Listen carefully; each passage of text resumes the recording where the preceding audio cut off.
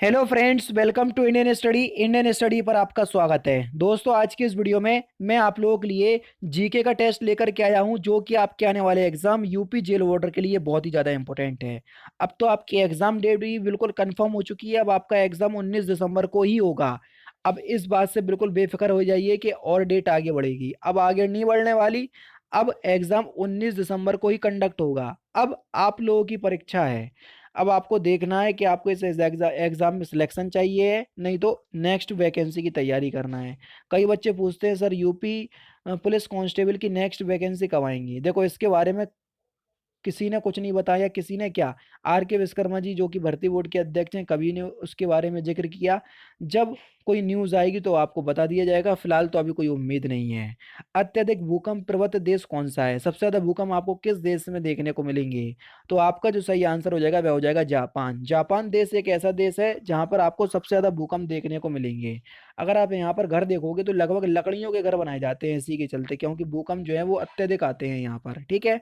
Next questions को start करने से पहले मैं आपको बता दूं, अगर आप घर बैठे यूपी जेल वार्डर की तैयारी करना चाहते हैं तो अनअकैडमी आप लोगों के लिए यूपी जेल वार्डर का रिवीजन बैच लेकर के आई है, जो कि 2 नवंबर से स्टार्ट भी हो चुका है, जिसमें हिंदी, मैथ, रीजनिंग और जीके सभी आपको पढ़ाया जाएगा बिल्कुल सिलेबस के अनुसार। आपका एग्जाम 19 दिसंबर को, और 19 दिसंबर से पहले पहले ये कोर्स आपका कंप्लीट भी करवा दिया जाएगा। इस कोर्स को परचेस करने के लिए डिस्क्रिप्शन में लिंक दिया हुआ है, तो वहां से जाकर के आप परचेस कर सकते हैं, और साथ ही साथ 10% के डिस्काउंट के लिए रेफरल कोड भी डिस्क्रिप्शन में लिखा हुआ है, उसको यूज कर सकते हैं। अगर आपको परचेस करने में कोई भी कंफ्यूजन है तो सारंश गुप्ता और प्रिंस चौधरी सर क्लास भी लेते हैं डेली शाम के 7 और रात 8 बजे, जिसका लिंक मैं डिस्क्रिप्शन में प्रोवाइड करवा दूंगा। तो आप एक बार स्पेशल क्लास को देख लीजिए, उसके बाद आप इस कोर्स को परचेस कर सकते हैं। तो चलिए स्टार्ट करते हैं और देखते हैं नेक्स्ट क्वेश्चन। भारत का पहला सौर ऊर्जा संचालित शिक्षण संस्थान कौन सा है? ये हमसे पूछा है, जल्दी बताओ। भारत का पहला है इसलिए इंपॉर्टेंट है, तो कौन सा है? श्री अरविंदो अंतर्राष्ट्रीय शिक्षा संस्थान केंद्र। चौथा ऑप्शन यहाँ पर आपका बिल्कुल क्या हो जाएगा? करेक्ट हो जाएगा। नेक्स्ट क्वेश्चन, कौन सा तार आधारित वाद्य यंत्र नहीं है? अब देखो, सितार में आपको तार देखने को मिलेगा, वायलिन में भी आपको तार देखने को मिलेगा, सरोद में भी आपको तार देखने को मिलेगा, लेकिन हारमोनियम में आपको तार देखने को नहीं मिलेगा। ठीक है, तो दूसरा ऑप्शन करेक्ट। संजीव राजपूत किस खेल से संबंधित हैं? जल्दी बताओ। संजीव राजपूत, तो संजीव राजपूत का जो संबंध है ये निशानेबाजी से है। किससे है दोस्तों? निशानेबाजी से। तीसरा ऑप्शन करेक्ट। नेक्स्ट क्वेश्चन, उस नदी का नाम बताओ जो पंजाब की 5 नदियों में सम्मिलित नहीं है। जल्दी बताओ, कौन सी नदी है जो पंजाब की 5 नदियों में सम्मिलित नहीं है? तो आपका जो सही आंसर हो जाएगा वह क्या हो जाएगा? नर्मदा। यानी कि इस क्वेश्चन का चौथा ऑप्शन जो है वो आपका बिल्कुल क्या हो जाएगा? करेक्ट हो जाएगा। ठीक है। पंजाब की जो 5 नदी हैं वो बताओ कौन कौन सी हैं? 3 तो आपको दिख रही होंगी। ठीक है, और बाकी 2 कौन सी हैं? देखो, 3 आपकी रावी हो गई, चिनाब हो गई, सतलज हो गई। ठीक है, उसके बाद आप झेलम ले लो। ठीक है, और बनास, तो ये आपकी 5 हो जाएंगी। ठीक है। नेक्स्ट क्वेश्चन दोस्तों आपके सामने, कि कौन भक्ति काल से संबंधित नहीं है? व्यास नदी है। ठीक है, तो ध्यान रखना, पंजाब की 5 नदी है, रावी, चिनाव, झेलम, ब्यास और सतलज। ठीक है, ये 5 है, नर्मदा शामिल नहीं है। कौन भक्ति काल से संबंधित नहीं है? तो आपका सही आंसर हो जाएगा कालिदास। कालिदास जो है ये भक्ति काल के से संबंधित नहीं है। चौथा ऑप्शन यहाँ आपका बिल्कुल करेक्ट होगा। कोसी उपनदी है किसकी? कोसी जो है किसकी सहायक नदी है? इंपॉर्टेंट क्वेश्चन है, क्योंकि आप सभी लोग जानते हैं अभी पीएम मोदी जी ने कोसी ब्रिज का उद्घाटन किया। ठीक है, तो इस लिहाज से ये जो आपका क्वेश्चन है वो इंपॉर्टेंट हो जाएगा। तो जल्दी बताओ, कोसी जो है वो किसकी सहायक नदी है? तो आपका जो सही आंसर हो जाएगा वह क्या हो जाएगा? ऑप्शन नंबर 1, गंगा की। पहला ही ऑप्शन आपका बिल्कुल करेक्ट हो जाएगा। कौन सी जैविक क्रिया पौधों में नहीं घटित होती है? जल्दी बताओ। प्रजनन होती है, श्वसन, वाष्पोजन, चलन, ये नहीं होता है। चौथा ऑप्शन करेक्ट हो जाएगा। उस फसल का नाम जो कि नकदी फसल नहीं है? जल्दी बताओ। कपास, चावल, तिलहन, ये सभी नकदी फसल है। पोस्ता, ये एक नकदी फसल नहीं है। चौथा ऑप्शन करेक्ट। प्रथम रेल विश्वविद्यालय की स्थापना किस प्रदेश में होगी? जल्दी बताओ। तो कहाँ पर होगी? ये होगी आपकी गुजरात के वडोदरा वडोदरा में। यानी कि पहला ऑप्शन करेक्ट। एड्स का वायरस नहीं फैलता, सुई के प्रयोग से बिल्कुल फैलता, रुधिर आधान से बिल्कुल फैलता, गर्भवती माँ के बच्चे से बिल्कुल ठीक है, छूने से, इससे नहीं फैलेगा। यानी कि इस क्वेश्चन का चौथा ऑप्शन जो है वो आपका बिल्कुल करेक्ट हो जाएगा। एड्स दिवस 1 दिसंबर को मनाते, एक्वार्ड इम्यूनो डिफिशियंसी सिंड्रोम इसका फुल फॉर्म होता है। उस व्यक्ति का नाम जिन्होंने मोंटेसरी शिक्षा पद्धति का प्रारंभ किया, जल्दी बताओ। तो उस व्यक्ति का नाम क्या है? Maria Montessori. तीसरा ऑप्शन यहाँ पर आपका बिल्कुल क्या होगा? करेक्ट होगा। जलियांवाला हत्याकांड किस वर्ष हुआ? जल्दी बताओ। और ये किस राज मतलब कहाँ पर है? ये अमृतसर में है। तो जलियांवाला हत्याकांड किस वर्ष हुआ था? तो आप सभी को पता होगा, 1919 में हुआ था। पहला ऑप्शन करेक्ट। भारतीय संविधान समिति के प्रमुख कौन थे? जल्दी बताओ। भारतीय संविधान समिति के प्रमुख कौन थे? तो आपका सही आंसर हो जाएगा भीमराव अंबेडकर। पहला ऑप्शन बिल्कुल करेक्ट हो जाएगा। नेक्स्ट क्वेश्चन, सुशील कोइराला हाल ही में जिनका निधन हुआ, ये किस देश के थे? सुशील कोइराला, तो ये किस देश के थे? तो ये नेपाल के थे। तीसरा ऑप्शन करेक्ट। निम्नलिखित में से कौन लोकनायक के नाम से मशहूर है? ये क्वेश्चन आपका यूपी के एग्जाम में पूछा जा चुका है, तो जल्दी बताओ। लोकनायक के नाम से कौन प्रसिद्ध है? तो सही आंसर हो जाएगा जयप्रकाश नारायण। पहला ही ऑप्शन करेक्ट। भारतीय अंतरिक्ष शोध संगठन का मुख्यालय कहाँ है? जल्दी बताओ। इसरो की बात हो रही है, तो इसरो का मुख्यालय कहाँ है? तो आप सभी लोग जानते हैं, बेंगलुरु में है। तीसरा option correct. Raman Magsaysay award जीतने वाले पहले प्रथम भारतीय नागरिक का नाम बताइए। इंपॉर्टेंट क्वेश्चंस बहुत बार आपके एग्जाम में पूछा भी जा चुका है। तो रमन मैग्सेसे पुरस्कार जीतने वाले पहले भारतीय का नाम क्या है? तो आपका सही आंसर हो जाएगा विनोबा भावे। पहला ही ऑप्शन करेक्ट। नेक्स्ट क्वेश्चन आपके सामने, सत्यनारायण नडेला किसकी सीईओ है? जल्दी बताओ। जो सत्या नडेला है उनका नाम है सत्यनारायण नडेला, किसकी सीईओ हैं? जल्दी बताओ, किस कंपनी के सीईओ हैं?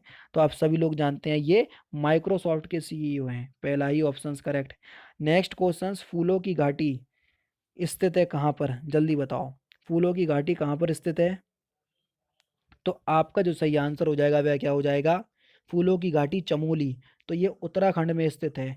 तीसरा ऑप्शन करेक्ट होगा। ठीक है। राष्ट्रपति शासन लागू करने के लिए भारत के राष्ट्रपति किस अनुच्छेद का प्रयोग करते हैं? जल्दी बताओ। अगर राष्ट्रपति शासन आपको लगाना है, आपको नहीं राष्ट्रपति को, तो राष्ट्रपति कौन से अनुच्छेद का उपयोग करेगा?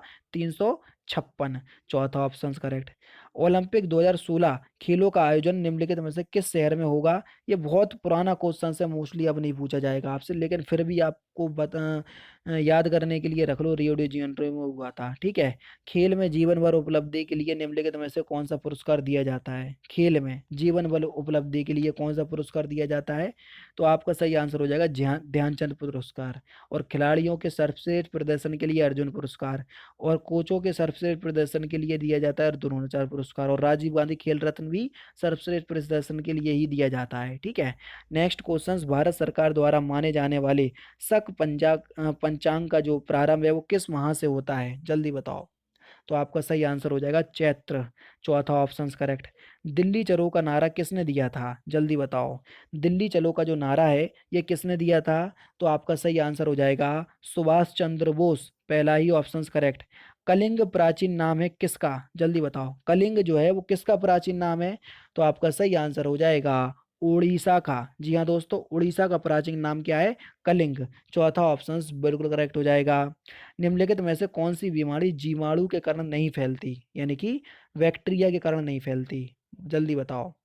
तो आपका जो सही आंसर हो जाएगा वह क्या हो जाएगा? ऑप्शन नंबर डी, छोटी माता। ये जो है ये प्रोटोजोआ के कारण फैलती है, तो ये जीवाणु के कारण नहीं फैलती। चौथा ऑप्शन यहाँ पर आपका क्या हो जाएगा? करेक्ट हो जाएगा। ठीक है।